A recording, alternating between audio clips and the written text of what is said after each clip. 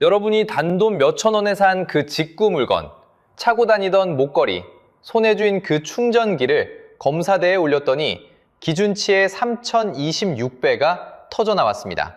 관세청이 알리와 테무로 들어온 제품 252개를 검사했더니 그중 38개에서 우리나라 안전기준을 넘는 유해물질이 쏟아졌습니다. 정식으로 수입된 물건은 100개 중 1개꼴이었는데 직구는 10개 중 1개 반이었죠. 그런데 진짜 무서운 건 따로 있습니다. 이게 도대체 어떻게 멀쩡히 우리 집안까지 들어왔느냐는 겁니다. 자, 여기서 핵심입니다. 그 답을 하나씩 따라가다 보면 한때 한국인 900만 명을 사로잡았던 알리와 테무가 왜 지금 미국에서, 유럽에서, 그리고 한국에서까지 동시에 흔들리기 시작했는지 그 전체 그림이 보이기 시작합니다. 단돈 몇천 원 뒤에 숨어있던 그 민낯을 지금부터 함께 파헤쳐 보겠습니다. 여러분 손목에, 목에, 그리고 주머니 속에 지금 무엇이 닿아 있나요? 단돈 몇천 원에 산 그 직구 물건들 말입니다. 그런데 관세청이 알리와 테무로 들어온 생활제품을 직접 검사대에 올렸습니다. 결과는 조용히 서늘했습니다. 검사한 252개 가운데 38개에서 우리나라 안전기준을 넘는 유해물질이 나왔거든요. 비율로 따지면 15%, 그러니까 10개 중 1개 반꼴입니다. 문제는 그 수치가 보통 수준이 아니었다는 겁니다. 어떤 액세서리에서는 카드뮴이 기준치의 3026배까지 검출됐습니다. 3배도 30배도 아니고 3000배가 넘는 숫자예요. 어떤 제품에서는 납이 270배, 또 다른 제품에서는 환경호르몬으로 불리는 프탈레이트가 82배까지 나왔습니다. 쉽게 말하면요, 우리 몸에 닿으면 안 될 물질이 안전선을 한참 넘겨들어 있었다는 뜻입니다. 자, 여기서 핵심입니다. 이게 누가 일부러 골라낸 위험한 물건이 아니라는 거예요. 검출된 제품들의 평균 가격이 얼마였는지 아세요? 단돈 3,468원입니다. 우리가 이 정도 값이면 부담 없지 하고 장바구니에 툭 담는 바로 그 가격대였습니다. 손목에 차는 액세서리, 손에 쥐는 충전기, 주방에서 매일 쓰는 작은 도구들, 특별할 것 없는 일상 물건에서 나온 숫자라는 점이 더 서늘합니다. 그럼 정식으로 수입된 물건은 어땠을까요? 같은 종류를 검사했더니 기준을 넘긴 건 100개 중 1개 남짓 1.3% 뿐이었습니다. 한쪽은 100명 중 1명, 다른 한쪽은 10명 중 1명 반입니다. 같은 물건처럼 보여도 위험의 농도가 10배 넘게 벌어져 있었던 거죠. 이게 액세서리만의 이야기도 아니었습니다. 서울시가 따로 들여다봤더니 직구로 들어온 짝퉁 화장품에서는 피부에 닿으면 안 되는 독성 물질이 검출됐고 정수 필터라고 팔린 제품 안은 사실상 걸을 것도 없는 빈 깡통에 가까웠습니다. 깨끗한 물을 마시려고 산 물건이 정작 아무것도 걸러주지 못하고 있었던 셈입니다. 상식적으로 생각하면 우리는 결제 버튼 하나로 싼 값만 담은 줄 알았습니다. 그런데 실제로는 그 위험까지 함께 장바구니에 담고 있었던 거예요. 싸서 샀을 뿐인데 검사대 위에서 터진 건 단순한 불량품이 아니라 우리가 몰랐던 청구서였습니다. 그런데 더 이상한 건 이런 물건이 왜 아무 제지 없이 우리 집안까지 무사히 들어왔느냐는 겁니다. 자, 그 빈틈의 정체를 따라가 봤습니다. 가장 먼저 떠오르는 의문은 이겁니다. 이런 물건들이 어떻게 아무런 검사도 없이 우리 집까지 왔을까요? 답은 의외로 간단합니다. 막는 문이 처음부터 활짝 열려 있었거든요. 우리나라에는 KC 인증이라는 안전검사가 있습니다. 제품이 기준을 통과해야만 팔 수 있게 막아둔 관문이죠. 그런데 이 의무는 정식으로 수입되는 물건에만 붙습니다. 여러분이 직접 주문하는 개인 직구에는 적용되지 않는 거예요. 쉽게 말하면 이렇습니다. 정식 수입품은 공항 검색대를 한 줄로 통과합니다. 그런데 개인 직구는 그 옆에 난 쪽문으로 슬쩍 들어온 셈이죠. 검색대를 거치지 않으니 무엇이 들어오는지 아무도 모릅니다. 경제학에서는 이런 걸 주제 차익이라고 부릅니다. 남들 다 지키는 규칙의 빈틈으로 들어와 비용을 아끼는 전략을 말하는 거죠.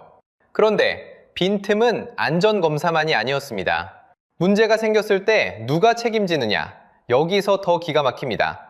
공정거래위원회가 알리와 테무의 약관을 들여다봤습니다.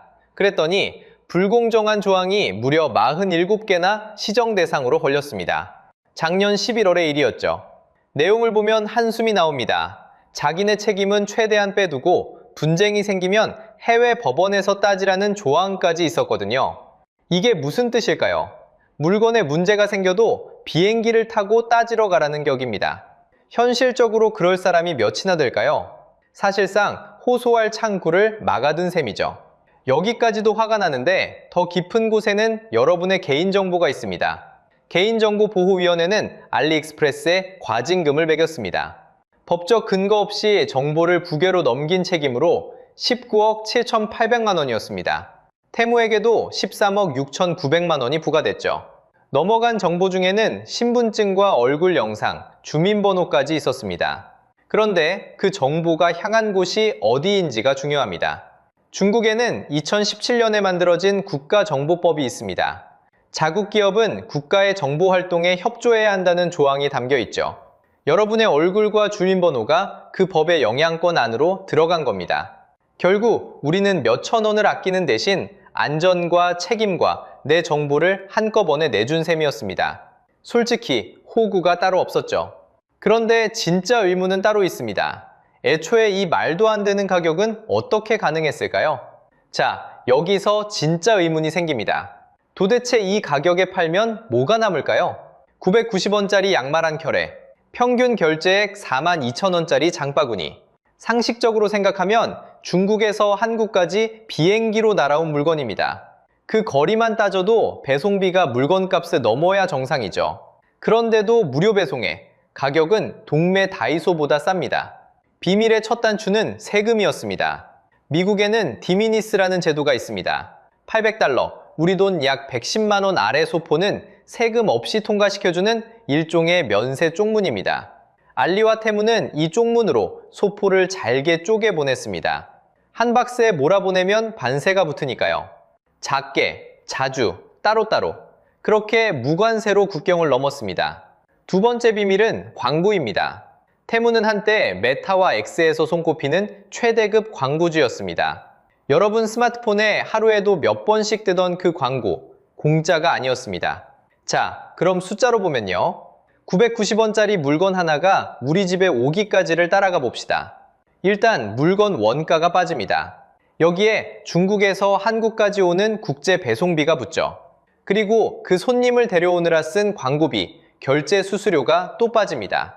업계에서는 이렇게 봅니다. 소액 주문일수록 배송비와 광고비가 물건값보다 더 크게 나간다고요. 결국 990원짜리를 팔아서 남는 건 남기는커녕 오히려 손해라는 추정입니다. 42,000원짜리 장바구니도 마찬가지입니다. 잘게 쪼간 소포 하나하나에 배송비가 붙고 거기서 광고비를 빼고 나면 한 건 팔 때마다 곳간이 줄어든다는 분석이 나옵니다. 쉽게 말하면요, 2만원짜리 치킨을 팔 때마다 손해보는 치킨집인 셈입니다. 그런데 망하지 않습니다. 본사 곳간에서 그 적자를 메워주거든요. 이걸 경제학에서는 덤핑이라고 부릅니다. 원가보다 싸게 팔아서 일단 경쟁자부터 쓰러뜨리는 출혈 전략이죠. 그럼 그 곳간엔 돈이 얼마나 있었을까요? 테무의 모회사인 PDD 홀딩스. 2024년 한 해 매출이 약 54조 원이었습니다. 순이익만 약 21조 원이 남았죠. 이 돈은 어디서 나왔을까요? 중국 안에서 8억 명이 쓰는 쇼핑앱 핀도도입니다. 안방에서 번 막대한 현금으로 해외에서 보는 손해를 메워온 겁니다. 팔수록 손해인데 왜 계속할까요? 답은 간단합니다. 점유율을 돈으로 사는 겁니다. 일단 시장을 통째로 장악하고 나면 가격은 그 다음에 올리면 되니까요. 더 많이 팔수록 한 개당 비용이 낮아지는 규모의 경제, 그 끝을 노린 거대한 베팅이었습니다. 그런데 여러분, 이 모델에는 치명적인 전제가 하나 있습니다. 세금 없는 쪽문이 계속 열려 있어야 하고 안방 곳간이 마르지 않아야 한다는 겁니다. 둘 중 하나만 무너져도 끝나는 구조죠. 그리고 바로 그 모델이 지금 바깥에서부터 무너지고 있습니다. 그 무너짐은 어디서부터 시작됐을까요? 가장 먼저 칼을 빼든 건 미국이었죠. 미국엔 800달러까지 세금 없이 통과시켜주는 면세 쪽문이 있었습니다. 알리와 테무는 바로 이 쪽문으로 들어왔습니다. 그런데 미국이 2025년 5월 2일 중국발 소액 면세를 전면 폐지해버립니다. 무관세로 들어오던 쪽문이 하루아침에 닫힌 거예요. 그뿐이 아니었습니다. 관세는 한때 최대 145%까지 치솟았습니다. 5월 14일부터 54%로 내려오긴 했지만 공짜로 들어오던 물건에 갑자기 절반이 넘는 세금이 붙은 셈이죠. 결과는 곧바로 숫자로 나타났습니다. 면세가 끝난 뒤 테무의 미국 하루 이용자는 58%가 빠졌습니다. 절반이 넘는 손님이 며칠 만에 사라진 겁니다. 더 놀라운 건 광고였습니다. 테무의 미국 광고비는 1년 전보다 무려 95%가 줄었습니다. 한때 미국 최대급 광고주였던 회사가 하루아침에 광고판에서 사라진 셈이에요. 그런데 칼날은 미국에서 끝나지 않았습니다. 이번엔 유럽입니다. 2026년 5월 28일 유럽위원회가 테무에 2억 유로, 우리 돈으로 약 3천억 원의 과징금을 매겼습니다. 이건 유럽 디지털 서비스법 역사상 가장 큰 액수입니다. 그동안 1위였던 머스크의 X, 1억 2천만 유로를 단숨에 넘어선 거죠. 사유가 뭐였을까요? 위험한 물건이 얼마나 퍼지는지 제대로 따져보지도 않았다는 겁니다. 충전기 안전시험은 여러 건이 통과를 못했고 유아용 완구의 안전성 문제도 함께 지적됐습니다. 유럽위원회는 테무에 시정안을 내라고 못 박았습니다. 기한은 2026년 8월 28일입니다. 이걸 지키지 못하면 추가로 돈을 더 물어야 합니다. 그럼 알리익스프레스는 어떻게 됐을까요? 알리는 2025년 6월 유럽과 반드시 고치겠다는 구속력 있는 약속을 맺었습니다. 덕분에 과징금은 피했지만 여전히 감시 아래 놓여 있습니다. 자, 여기서 핵심입니다. 깐깐한 미국과 유럽이 똑같은 잣대를 들이대자 무관세 쪽문이 닫히고 모델 자체가 흔들리기 시작했습니다. 공짜로 빠르게 퍼지던 길이 막힌 거예요. 손님이 절반 넘게 빠지고 광고는 95%가 사라지고 유럽에선 3천억 원짜리 청구서를 받았습니다. 바깥에서 들려오는 건 분명한 균열의 소리였습니다. 그렇다면 우리 한국에서는 지금 무슨 일이 벌어지고 있을까요? 결론부터 말씀드리면 한국에서 알리와 테무가 완전히 망한 건 아닙니다. 오해는 마세요. 이용자가 다 증발한 것도 문을 닫은 것도 아니에요. 테무 한 곳만 봐도 올해 5월 기준 월 이용자다 약 905만 명입니다. 여전히 광역시 몇 개를 합친 규모죠. 그러니까 정확히 말하면요, 잔치가 끝난 게 아닙니다. 끝없이 오를 것만 같던 그 신화에 이제 처음으로 금이 가기 시작한 겁니다. 그 금은 숫자로 먼저 드러났습니다. 서울시가 직접 만족도를 조사했더니 알리는 77.5점, 테무는 78.9점이었어요. 조사한 10개 플랫폼 가운데 나란히 꼴찌였습니다. 결제액은 더 상징적입니다. 한국경제 보도에 따르면 올해 들어 한국 진출 이후 처음으로 역성장 신호가 잡혔습니다. 테무의 5월 카드 결제액은 1년 전보다 2.6% 줄었거든요. 야심차게 벌인 사업도 줄줄이 멈췄습니다. 신선식품을 팔겠다던 알리프레시는 출범 석 달 만에 사실상 좌초했어요. 김포에 잡았던 물류 거점도 흔들렸습니다. 그곳에 들어왔던 중국계 물류 대행사가 임대료를 못 내면서 입주 8달 만에 계약이 해지됐거든요. 한국에 깊이 뿌리내리려던 발판이 헐거워진 셈입니다. 자, 여기서 핵심입니다. 도대체 왜 하필 한국까지 그렇게 밀고 들어왔을까요? 답은 우리가 아니라 중국 안쪽에 있습니다.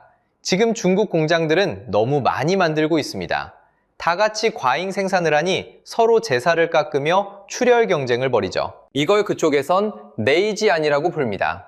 사정은 집값이 더 키웠습니다. 부동산이 무너지면서 가게가 쥐고 있던 자산이 약 18조 달러나 증발했어요. 우리 돈으로 헤아리기도 벅찬 액수입니다. 집값이 빠지면 사람들은 지갑을 닫습니다. 안 사니까 물건은 쌓이죠. 공장 도매 가격을 재는 온도계인 생산자 물가는 무려 3년 반 동안 마이너스를 벗어나지 못했습니다. 그러다 올해 3월에야 간신히 처음으로 반등을 시도했어요. 끝없는 침체에서 겨우 고개를 한 번 든 정도지 위기가 풀린 건 아닙니다. 자, 이제 그림이 보이시죠? 안 팔리고 쌓인 재고는 어디로든 쏟아내야 하는 댐의 물과 같습니다. 그 수문을 열 출구로 바로 우리 한국이 지목된 겁니다. 그럼 그 빈자리는 누가 가져갔고 우리는 이제 뭘 어떻게 사야 할까요? 자, 그럼 그 빈자리는 누가 가져갔을까요? 답은 의외로 우리 동네에 있었습니다. 바로 다이소입니다. 다이소의 2025년 매출은 4조 5,363억 원, 1년 전보다 14.3% 늘었습니다. 영업이익은 4,424억 원, 19.2%나 뛰었죠. 더 놀라운 건 매장 수입니다. 매장은 3년 새 11%쯤 늘었을 뿐인데 매출은 같은 기간 절반 넘게 뛰었어요. 손님이 그만큼 더 자주, 더 많이 찾았다는 뜻입니다. 그런데 여기서 진짜 핵심은 따로 있습니다. 다이소는 광고비를 거의 쓰지 않았다는 겁니다. 사람들이 알아서 꿀템 영상을 찍어 올렸거든요. 입소문이 광고를 대신한 셈이에요. 같은 시기 테무는 어땠나요? 수조 원짜리 광고를 쏟아붓고도 적자를 봤습니다. 자, 상식적으로 생각하면 답이 보입니다. 광고로 끌어온 손님은 광고가 끊기면 떠납니다. 입소문으로 온 손님은 안 떠나요. 쿠팡 개인정보 유출 사태 뒤에도 사람들이 향한 곳은 알리나 테무가 아니었습니다. 네이버 플러스 같은 토종 플랫폼이었죠. 생각해보세요. 보안이 불안한데 더 불안한 곳으로 갈 수는 없잖아요. 그럼 이제 여러분이 진짜 궁금한 걸 풀어드리겠습니다. 나는 이제 뭘 사면 되느냐는 거죠. 기준은 생각보다 간단합니다. 첫째, 물건에 KC 마크가 붙어 있는지 확인하세요. 우리 안전 기준을 통과했다는 표시거든요. 둘째, 주민번호나 얼굴 사진 같은 민감한 정보는 함부로 입력하지 마세요.